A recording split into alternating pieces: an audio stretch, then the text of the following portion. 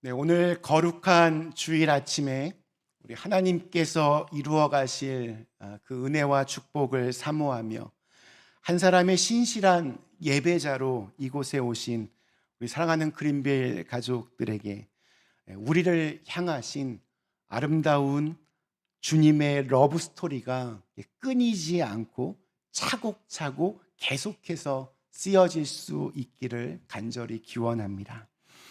사랑이 이긴다. 오늘 세 번째 시간입니다. 세상의 모든 것들은 다 처음을 가지고 있습니다. 학교에 처음으로 입학했을 때가 있습니다. 누군가를 사랑하여 처음으로 결혼을 했고 또 하나님이 주신 귀한 첫 선물인 아기를 안고 감사했을 때가 있습니다. 미국에 처음 도착했을 때의 그 두근두근하던 첫 마음을 기억하고 계십니까? 또 우리 그린빌 교회의 문을 열고 처음으로 드렸던 예배가 있었기 때문에 지금 우리는 이곳에 있습니다. 처음 그러면 어떤 느낌이 드십니까? 처음처럼 이런 소주가 아닙니다. 처음. 처음이란 단어는 이렇게 보면 설레임과 신선함으로 가득한 단어입니다. 첫 마음을 잃지 않는 것은 아주 중요한 지혜의 덕목입니다.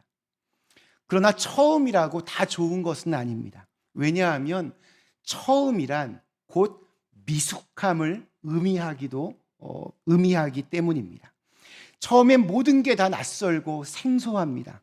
처음엔 아무것도 몰라서 실수도 많이 합니다. 우리 자녀들 키울 때 생각해 보시면 아주 쉽게 이해가 됩니다. 우리 첫째 아이는 엄마, 아빠 모두가 부모로서도 처음입니다. 그래서 처음 기저귀 갈 때 막 벌벌벌 떱니다. 아기를 이렇게 안을 때도 뭔가 이렇게 어설픕니다. 아기가 울면 어찌할 바를 몰라서 허둥지둥합니다. 또 아이를 키우면서 이것저것 좋다라고 하는 것은 다 해주려고 합니다. 그러다 보니 자녀에게 잔소리도 좀 많아지고 또 요구하는 것도 많습니다. 첫째 자녀이기 때문에 기대감도 굉장히 큽니다. 그래서 또 때로는 실망감도 아주 큽니다. 사실 부모로서 아직 성숙하지 못하고 미숙하기 때문이었습니다. 반면에 우리 둘째, 셋째, 넷째 밑으로 내려가면 내려갈수록 아주 능숙하게 자녀들을 돌봅니다. 한 손으로는 탁 아기를 안고 설거지도 하고 여러 가지 일들도 합니다. 또 자녀가 원하는 것은 웬만하면 다 들어줍니다. 억지로 뭔가 하라고 막 강요하기에는 우리 내리사랑이라고 우리 밑에 자녀들 그냥 너무 사랑스럽기만 합니다. 그래서 이렇게 보면 부모와 막내의 사이가 가장 좋다라고 그렇게 말하기도 합니다. 우리 모두는 처음으로 신앙생활을 했던 적이 다 있습니다. 처음에는 하나님을 믿는다는 것이 무엇인지, 또 예수님이 누구신지, 성경과 그 안에 담겨져 있는 수많은 이야기들이 무슨 의미인지 잘 알지 못합니다. 처음에는 기도와 찬송도 잘 못하고 헌금을 내는 것도 아까운 마음이 들고 봉사하는 것도 이렇게 선뜻 내키지가 않습니다. 그렇게 우리 모두는 잘 모르고 어설펐던 첫 단계를 거쳐서 지금은 처음보다는 조금 성숙한 신앙생활을 하고 있는 것입니다. 예수님의 제자들 처음부터 성숙하지 않았습니다. 우리 요한은 본래 갈릴리의 어부였습니다. 그는 어느 날 예수님의 부름을 받고 제자가 되었습니다. 나를 따라오너라. 이 예수님의 말씀이 무엇을 의미하는 것인지 처음에는 잘 몰랐습니다. 예수님을 따르는 것은 쉽지 않았습니다. 때로는 길바닥에서 그냥 자기도 하고 때로는 풍랑을 경험하기도 했습니다. 너무너무 상종하기조차 싫었던 사마리아 사람들의 마을에도 들어가야 했습니다. 그러나 한편으로는 대단히 흥분되는 일이기도 했습니다.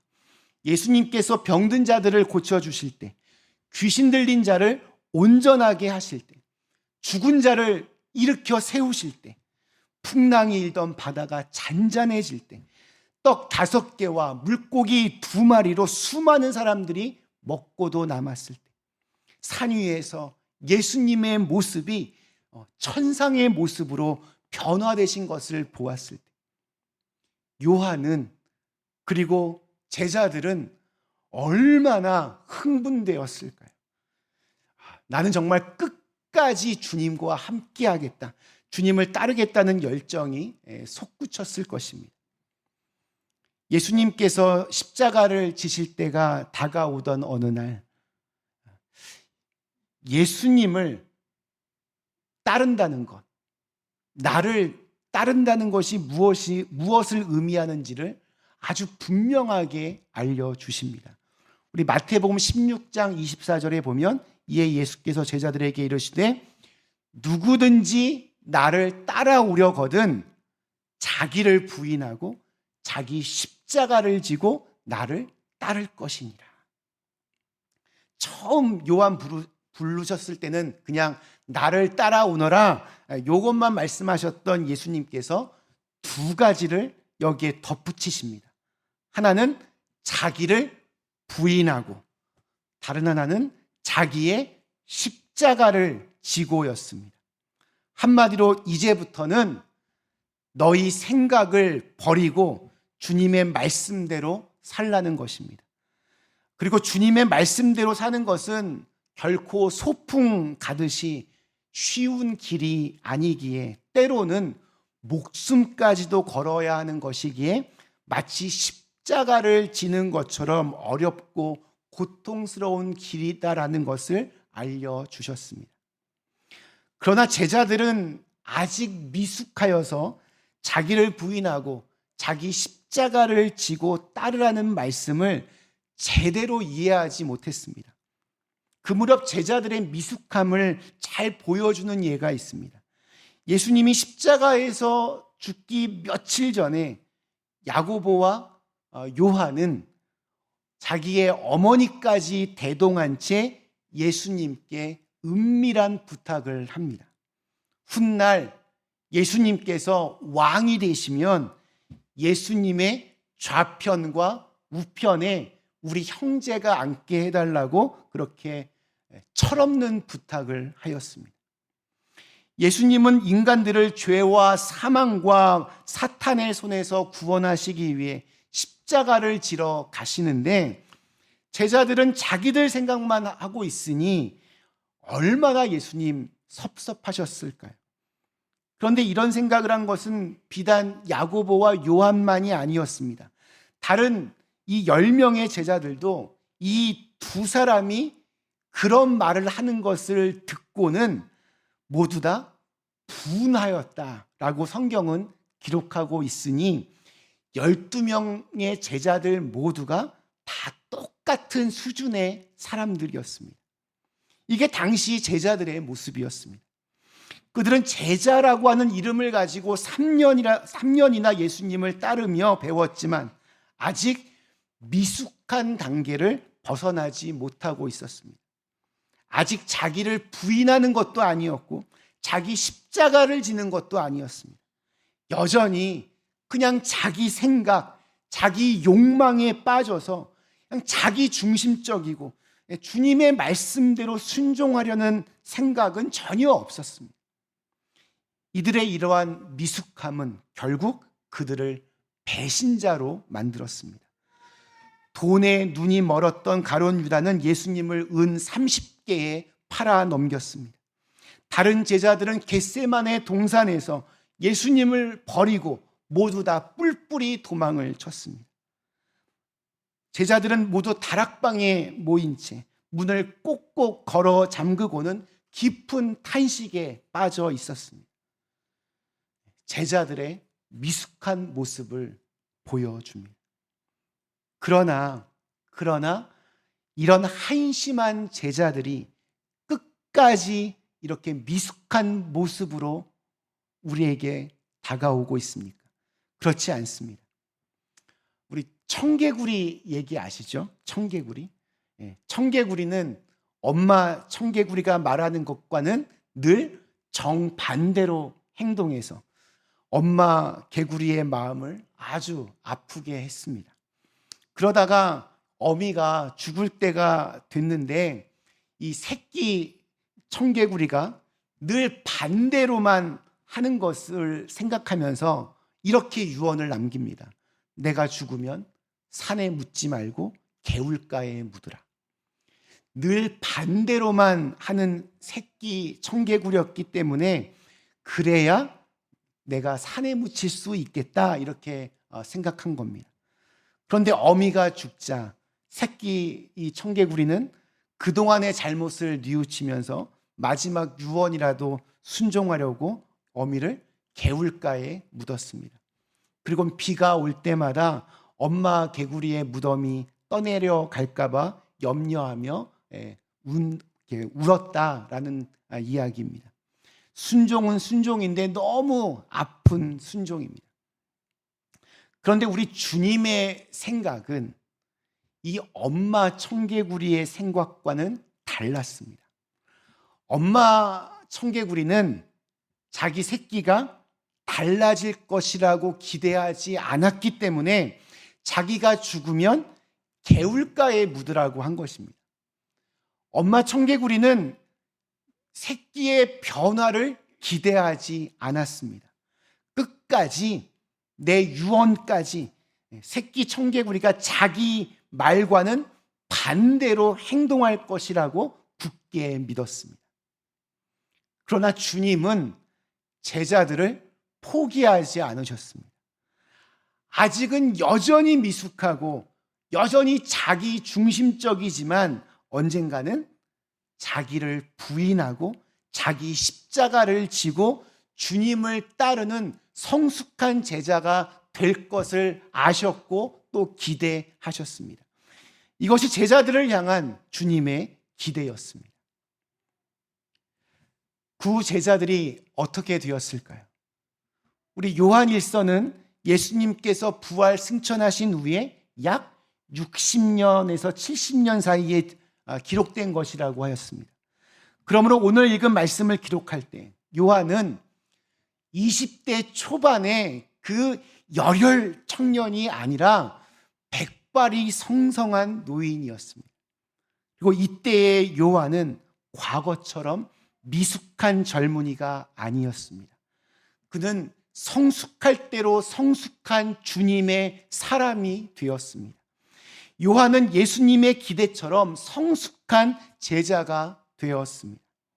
오늘 읽은 말씀은 요한의 성숙함을 보여주는 말씀입니다. 오늘 1절 말씀이 이렇게 시작합니다. 나의 자녀들아, 내가 이것을 너희에게 쓰면 너희로 죄를 범하지 않게 하려 함이라. 만일 누가 죄를 범하여도 아버지 앞에서 우리에게 대언자가 있으니 곧 의로우신 예수 그리스도시라. 여기에서 중요한 것 두 가지가 있습니다. 우선 죄를 범하지 말아야 합니다. 죄는 어둠에 속한 것이기에 죄를 지으면 하나님의 그 구원의 빛에 거할 수 없습니다. 죄는 하나님과 우리 사이를 가로막는 거대한 장벽입니다. 죄를 지으면 지을수록 하나님과는 멀어지게 되고 구원의 빛으로 들어갈 수 없습니다. 자, 그런데 문제는 할 수만 있으면 죄를 짓지 않고 사는 것이 제일 최상인데 연약한 인간은 죄를 피할 수가 없습니다. 아시겠지만 저는 목사입니다. 목사는 죄를 지을까요? 안 지을까요? 너무 큰 소리로 대답 안 하셔도 됩니다. 의인은 없나니 하나도 없다. 모든 사람은 다 죄를 짓습니다. 알고도 죄를 짓지만 모르고도 죄를 지을 때가 많이 있습니다. 죄를 짓지 않을 능력이 우리에게 없습니다. 나중에 우리가 신령한 몸으로 변형되어서 천국에 들어갔을 때에나 그게 가능하지, 이 땅 위에 사는 한 아무도 죄를 떠나 살 수 없습니다. 이렇게 예수를 믿으면서도 죄를 짓고 사는 것이 우리의 고민입니다. 행동으로는 못하지만 마음속으로는 또 얼마나 많은 죄를 짓고 있습니까? 그런데 우리가 죄를 지어도 너무 걱정할 필요는 없습니다. 우리의 죄를 대신 떠맡아 용서해 주시는 대언자. 이 대언자라고 하는 이 헬라어에서 우리 변호사라고 하는 말이 나오게 됩니다. 즉, 대언자는 변호인입니다. 의로우신 우리 예수 그리스도께서 우리가 죄를 지을 때마다 우리의 모든 죄를 떠맡아 변호해 주신다는 겁니다. 우리 법정 소송이 있을 때 내가 선임한 변호사는 나의 모든 문제를 대신 떠맡아서 나를 적극적으로 변호해 줍니다. 우리는 알고도 죄를 짓고 모르고도 죄를 짓습니다. 오늘 우리 예배 드리러 오시기 전까지도 마음속으로 숱한 죄를 지었을 수도 있습니다. 그러나 그때마다 예수 그리스도께서 하나님 아버지 앞에 우리의 모든 죄를 대신 변호해 주신다는 사실은 정말 큰 위로가 됩니다. 그리스도 예수께서 저와 여러분의 변호자가 되십니다. 그분이 변호 못할 죄는 하나도 없습니다. 아무리 우리의 죄가 주홍같이 진홍같이 붉을지라도 양털같이 흰눈같이 희게 해 주실 것입니다.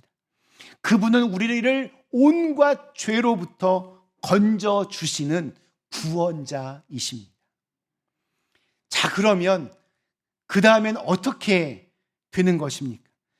예수님의 십자가 보혈로 깨끗이 씻김을 받았으니 이제 마음대로 그냥 죄를 지어도 되는 것입니까? 결코 그렇지 않습니다.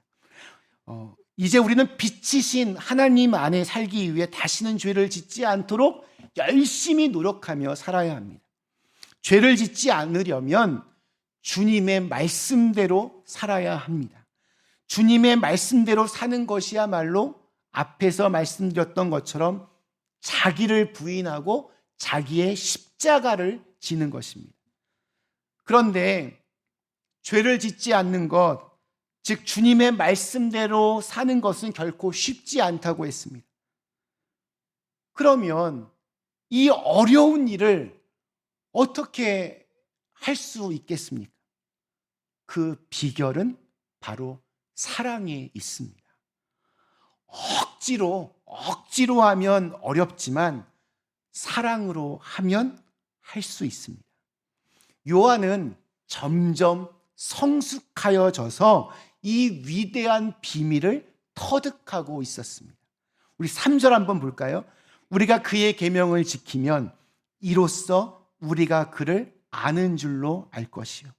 무슨 말입니까? 주님의 마음을 아는 사람이라야 주님의 계명을 지킨다는 겁니다. 즉 주님의 계명을 지킨다는 것은 그 사람이 주님의 마음을 아는 사람이란 증거입니다. 어느 남학생이 좋아하는 여학생이 생겼습니다. 누가 시키지 않아도 자기가 좋아하는 그 여학생이 뭐를 좋아하는지, 무슨 음식을 좋아하는지를 유심히 봅니다. 아, 저 아이는 커피를 좋아하는구나. 아, 고기보다는 생선을 더 좋아하는구나. 이 학생이 평상시 옷을 입는 취향도 알게 됩니다. 이렇게 화려한 옷보다는 아주 심플하고 수수한 스타일을 좋아하는구나. 이처럼 누군가를 사랑한다고 하는 것은 상대방이 무엇을 좋아하는지 깊은 관심을 갖고 그에 대해서 알아가도록 만들어줍니다. 또한 반대로 그 상대방이 무엇을 싫어하는지도 알게 됩니다. 저 친구는 매운 음식을 아주 싫어하는구나. 거짓말하는 사람을 가장 싫어하는구나. 이처럼 사랑하는 사람이 생기면 그가 무엇을 좋아하는지 또 무엇을 싫어하는지 알게 됩니다. 그러나 아는 것에서 그치면 아무런 소용이 없습니다. 커피를 좋아하는 사람이라면 함께 커피를 마시러 가야지, 우리 함께 매운 닭발을 먹으러 가자, 이 맛있는 거 왜 안 먹냐, 이렇게 따질 수 없습니다.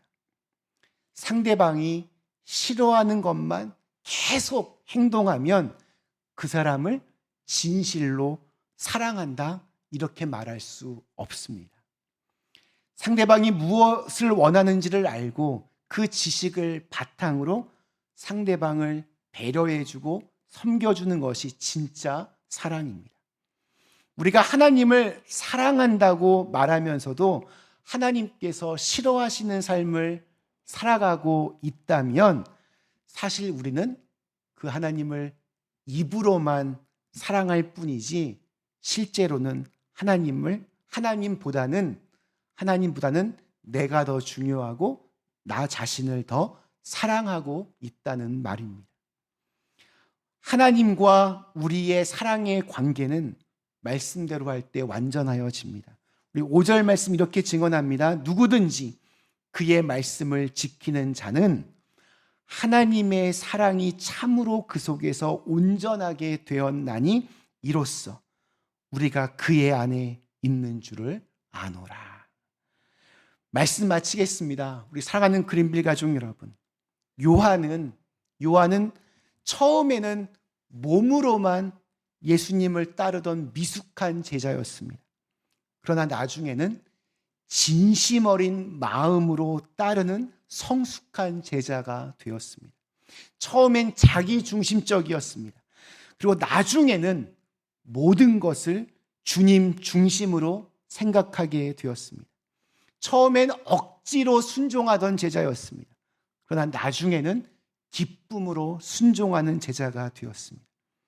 그리고 그 비결은 딴 것에 있는 것이 아니라 주님을 깊이 사랑하고 또 그 주님의 사랑을 받는 것이었습니다. 이제 우리 차례입니다. 미숙한 그 처음의 단계를 넘어서서 성숙해져야 합니다.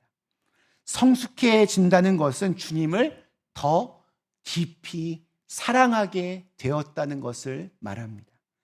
주님을 더 사랑할수록 주님의 말씀을 기쁨으로 순종하게 될 것입니다. 우리의 모든 죄를 깨끗게 하시는 예수님을 의지하여 성숙한 그리스도인으로 날마다 성장하는 우리 그린빌 가족들 다 되시기를 주님의 이름으로 간절히 축원합니다. 우리 주신 말씀을 생각하며 잠시 함께 기도하시겠습니다.